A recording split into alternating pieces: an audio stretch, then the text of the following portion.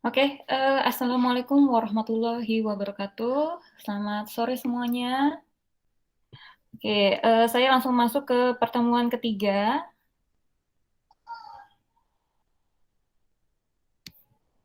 Oke, di pertemuan tiga materinya juga sudah saya upload.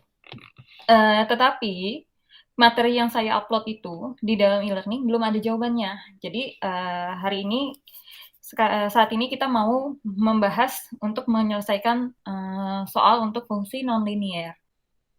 Jadi nanti dari hasil materi hari ini yang kita bahas, nanti kalian coba kerjakan sendiri uh, setelah kuliah online kita ya. Kalau di pertemuan kedua, kita sudah bahas mengenai fungsi non-linear. Fungsi linear ya.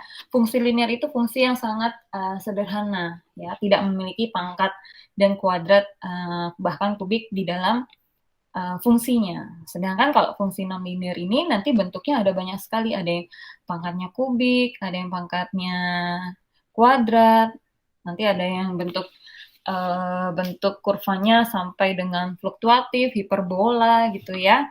Jadi ini disebut dengan fungsi non-linear.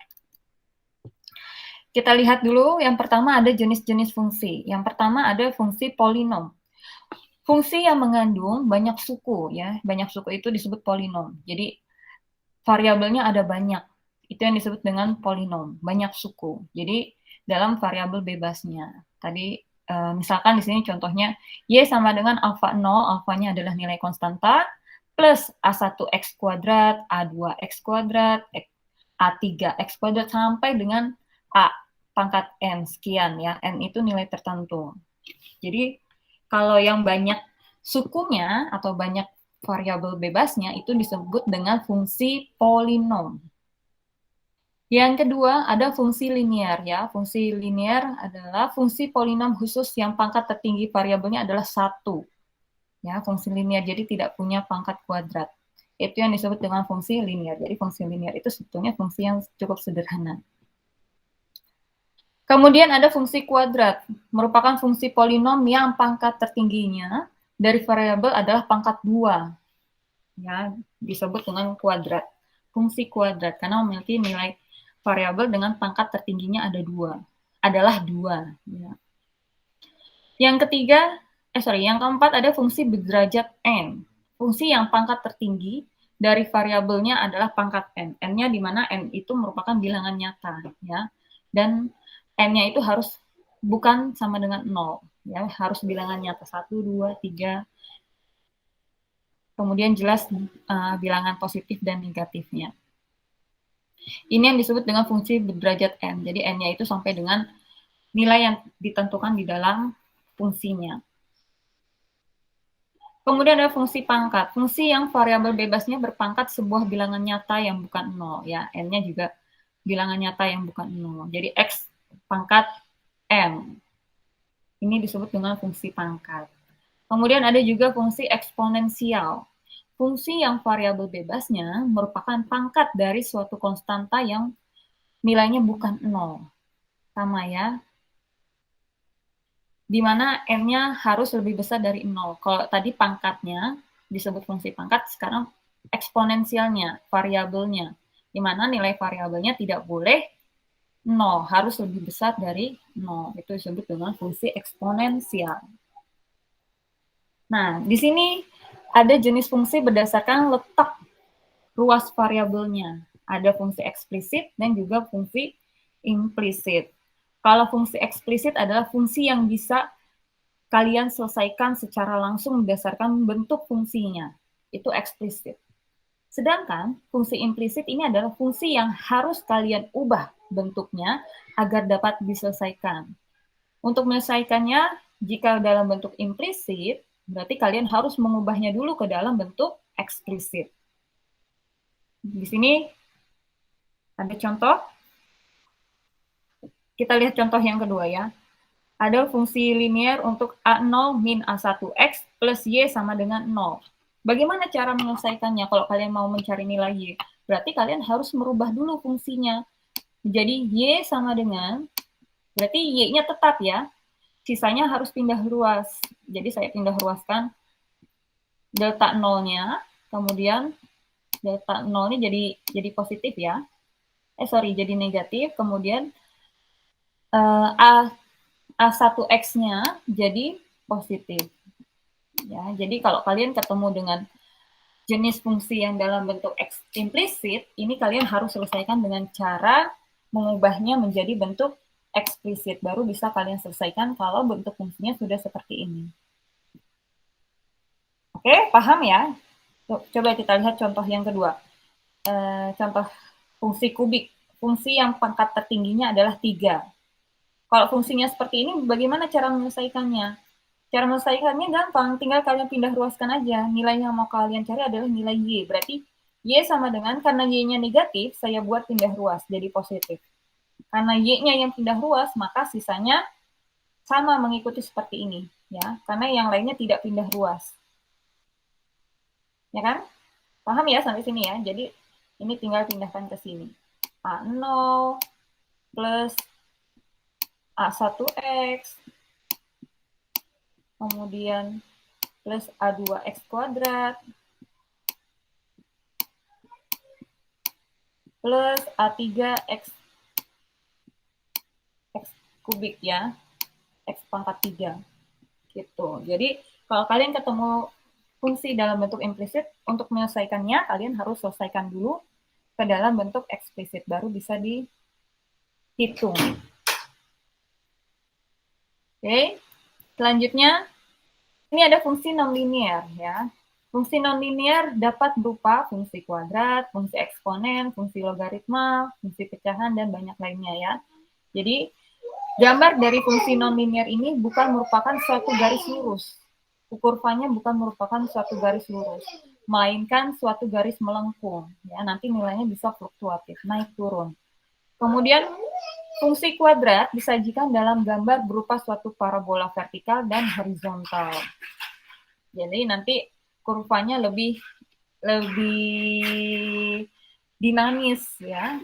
Kemudian fungsi rasional yang gambarnya berbentuk hiperbola, fungsi kubik, lingkaran, bahkan bisa juga dalam bentuk elips. Ini adalah fungsi non-linear, di mana fungsinya adalah memiliki pangkat lebih dari 1. Kalau fungsi linear adalah memiliki pangkat paling tinggi 1. Kalau fungsi non-linear berarti pangkatnya lebih tinggi dari 1 gitu ya. Di sini ada contoh definisi untuk fungsi kuadrat. Fungsi kuadrat adalah fungsi yang pangkat tertingginya dari variabel adalah 2. Kuadrat ya. Bentuk umum fungsi kuadrat fungsinya adalah Y sama dengan alfa kali X kuadrat plus B kali X plus C. Ya. Kalau dari bentuk fungsi ini kalian bisa lihat. C-nya ini adalah bilangan konstanta. Ya, karena konstanta itu berdiri sendiri, tidak memiliki variabel. Kemudian ada di sini kalau kalian bisa lihat Y-nya adalah variabel terikatnya dan X-nya adalah sebagai variabel bebas ya. Variabel terikat itu adalah variabel yang ingin kita cari nilainya. Sedangkan variabel bebas ini adalah variabel yang mempengaruhi nilai si variabel terikat. Maka disebut dengan variabel terikat dan variabel bebas. Jadi X di sini adalah sebuah variabel bebas yang nilainya bisa mempengaruhi si variabel terikatnya yang mau kita cari. Jadi nanti kalau kalian mau buat penelitian, harus dimulai dengan mencari variabel terikatnya dulu. Ya, kalian harus cari variabel terikatnya dulu, bukan variabel X-nya. Kalau kalian mau buat skripsi juga nanti gitu ya, harus cari variabel terikatnya dulu, baru nanti cari variabel X-nya. Jangan sampai terbalik. Karena kita cari dulu nih permasalahannya. Sudah dapat permasalahannya, sudah dapat Y-nya, baru kita cari kira-kira faktor apa aja atau variabel apa saja yang bisa mempengaruhi si masalah yang kita mau teliti. Jadi dimulai dari cari masalahnya, baru cari faktor-faktor atau variabel yang bisa mempengaruhi masalah tersebut. Gitu ya. Ini juga sama penjelasannya seperti fungsi linear, di mana angka yang dimiliki oleh variabel disebut dengan koefisien. Ya, A dan B ini adalah nilai koefisien. Kemudian C-nya adalah konstanta. Kemudian bagaimana cara menggambar fungsi kuadrat? Caranya masih sama seperti fungsi linear. Ada dua cara, dengan cara curve tracing proses dan juga ada cara matematis. Caranya masih sama persis. Jadi sebetulnya kalian juga bisa menyelesaikannya ya. Yang membedakan adalah bentuk fungsinya. Oke, di sini ada contoh. Dengan menggunakan tabel X dan Y, di mana kita tentukan dulu nilai X sebagai variabel bebas, maka dengan memasukkan beberapa nilai X, kita akan memperoleh nilai Y. Ya, sama seperti fungsi linear ketika menggunakan curve tracing proses. Jadi kalau kita punya bentuk fungsi kuadrat ya, ini fungsi kuadrat karena memiliki pangkat paling tingginya 2. Dari fungsi ini kalian diminta membuat kurvanya. Bagaimana bentuk kurvanya? Kalau dengan cara curve tracing proses, maka variabel bebasnya, ya, saya tegaskan sekali lagi, variabel bebasnya nilainya sudah ditentukan. Ya, jadi nilai ini nanti sudah ada di dalam soal ketika kalian mau mengerjakan dengan curve tracing proses. Sudah ada di dalam soal. Nah, saya tegaskan, yang sudah ada di dalam soal itu adalah variabel bebasnya, variabel independennya. Jadi saya tidak bilang yang ada di soal itu variabel X-nya, tidak. Bisa aja nanti bentuk fungsinya saya ganti A dan B.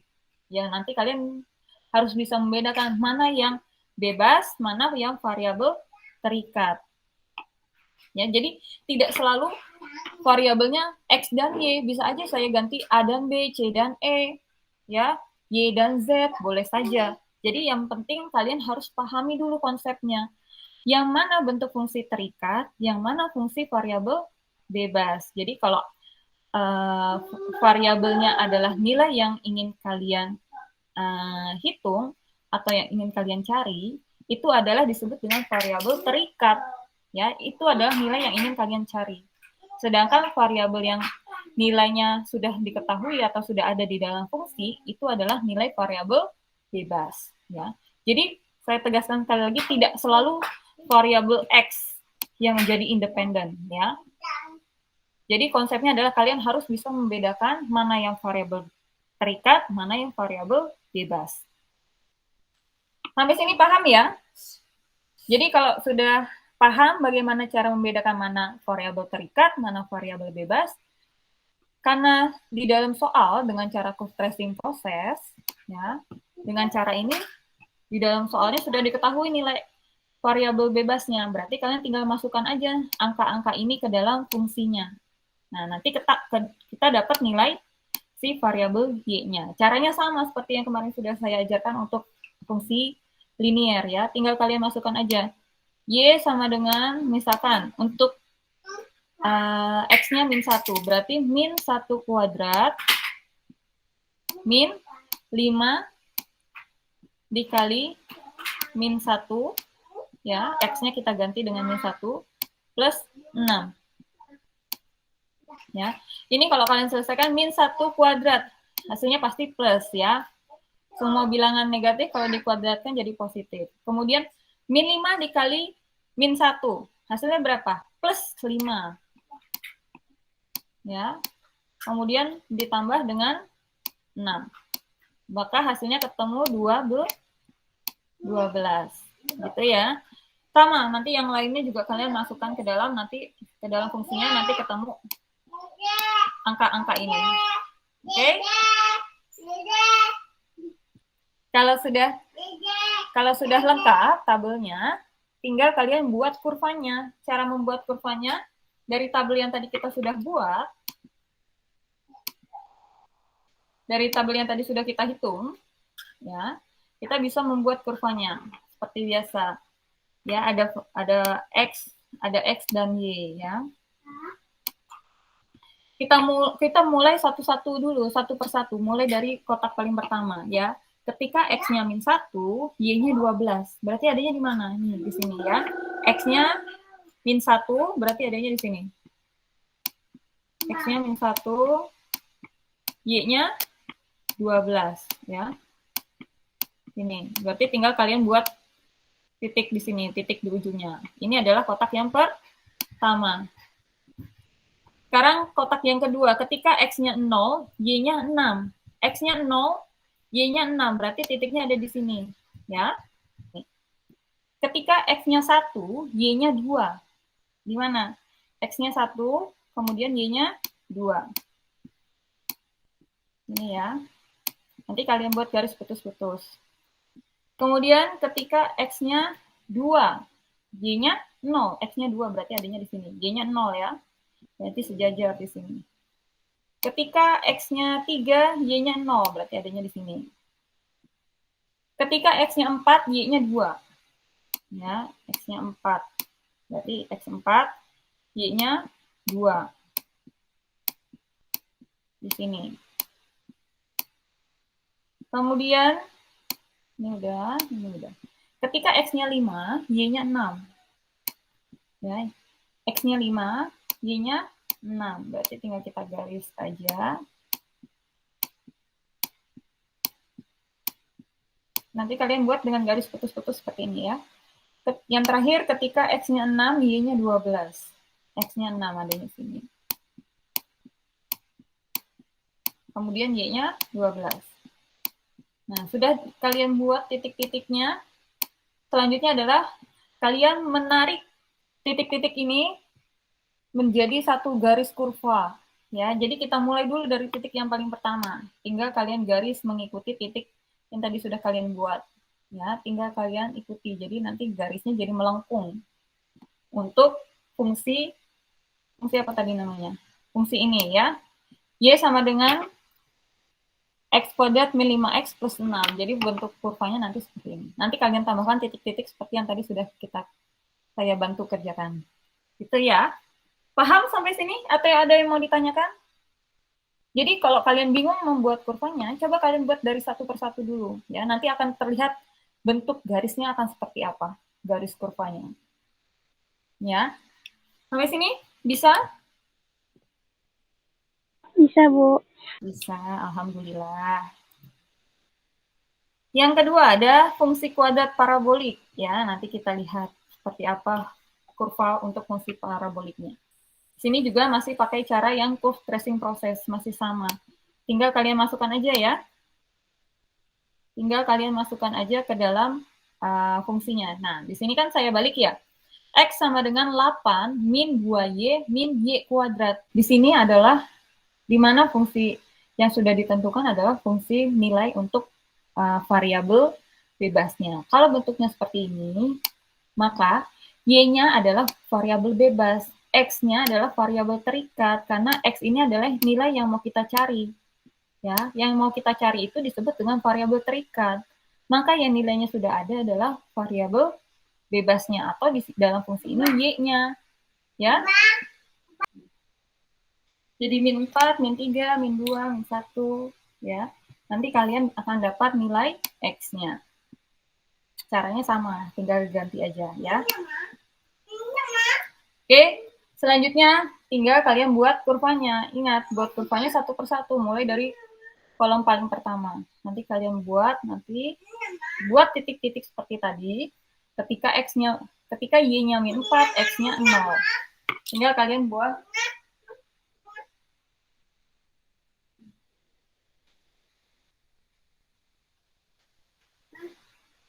itu ya, tinggal kalian masukkan ke dalam kurvanya, dibuat satu persatu. Kalau negatif berarti tentunya ada di bawah ya, karena kita lihat angkanya untuk Y-nya banyak yang negatif, berarti ke bawah semua. Ya, kalau nanti X-nya negatif berarti adanya di sebelah kiri. Gitu ya. Jadi kalian harus sesuaikan dengan kurva, dengan angka di dalam tabel ini. Nanti kalau sudah jadi, bagaimana cara menarik garisnya? Kalian tinggal tarik aja garisnya sesuai dengan urutannya. Tinggal kalian garis, nanti dapat kurvanya jadi bentuknya seperti ini. Ya. Ini untuk kuadrat parabolik. Contoh yang terakhir adalah fungsi kubik. Fungsi yang paling tinggi, pangkatnya adalah 3.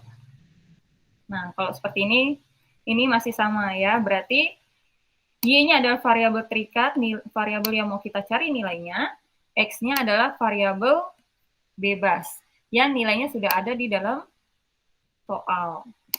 Ya, jadi X-nya ini adalah nilai yang sudah ada di dalam soal. Tinggal kalian masukkan. Ketika X-nya min 1, berapa nilai Y-nya? Berarti tinggal kalian ganti 4 dikali min 1 kuadrat dikurang dengan min 1 pangkat 3. Gitu ya, nanti kalian hitung dapat nilai Y-nya. Kalau sudah tinggal kalian buat kurvanya. Nanti kurvanya jadi seperti ini. Jadi fluktuatif, naik turun. Nah, ini yang membedakan antara fungsi non-linear dengan fungsi linear. Kalau kalian membuat kurva untuk fungsi linear, kurvanya kan selalu tegak lurus ya. Kalau kurvanya naik, dia akan tegak lurus, semua akan naik. Bisa seperti ini ya. Jadi dia tuh selalu tegak lurus. Tapi kalau di fungsi non-linear, dia kurvanya bisa naik turun. Itu perbedaannya antara fungsi linear dengan non-linear dari sisi kurva. Oke, jadi di hari ini kalian punya tiga soal latihan yang tadi sudah saya jelaskan ya. Ini soal pertama, kalian selesaikan, kalian isi kolom untuk variabel terikatnya. Nanti kalian coba buat kurvanya. Ini boleh kalian kerjakan boleh tulis tangan di kertas folio atau boleh kalian langsung kerjakan di Microsoft Word ya. Kalau kalian mau kerjakan di Microsoft Word, cara membuat kurvanya mudah ya. Pakai shape yang ada di Word ini juga saya bikinnya pakai shape ya. Jadi ini pakai shape yang ini. Nanti di Word juga ada ya, sama kayak di PowerPoint. Kalian pakai shape yang ini. Misalkan kurvanya gini. Ini nanti tinggal kalian bentuk aja mau seperti apa. Jadi bisa ya. Ada toolsnya. Nanti kalau matiin tinggal double klik aja. Kalau kurvanya mau seperti ini nanti atau bentuknya yang tadi ya. Yang lengkung juga bisa. Nanti kalian gunakan shape-nya yang ini. Apa namanya nih? Yang curve ya. Shape yang bagian curve. Nanti ini bisa disesuaikan dengan titik-titik yang tadi kalian buat gitu ya.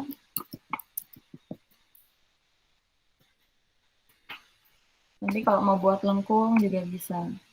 Langsung dari Word-nya. Jadi kalian manfaatin kalau mau buat lengkung tadi ya, tinggal begini aja. Pakai curve bisa. Oke, sampai sini. Jadi kalian boleh kerjakan dengan tulis tangan, boleh juga kerjakan dengan langsung di Microsoft Word biar lebih rapih. Gitu. Ada yang mau ditanyakan sampai sini?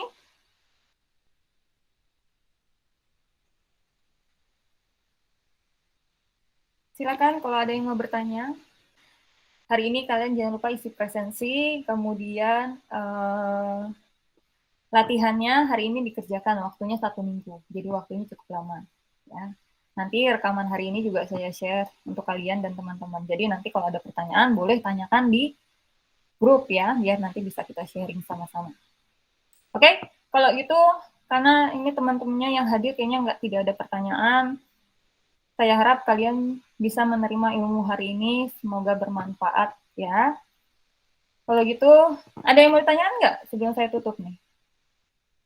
Tidak ada, Bu. Tidak ada. Terima kasih Lisa sudah menjawab. Oke, kalau gitu terima kasih semuanya.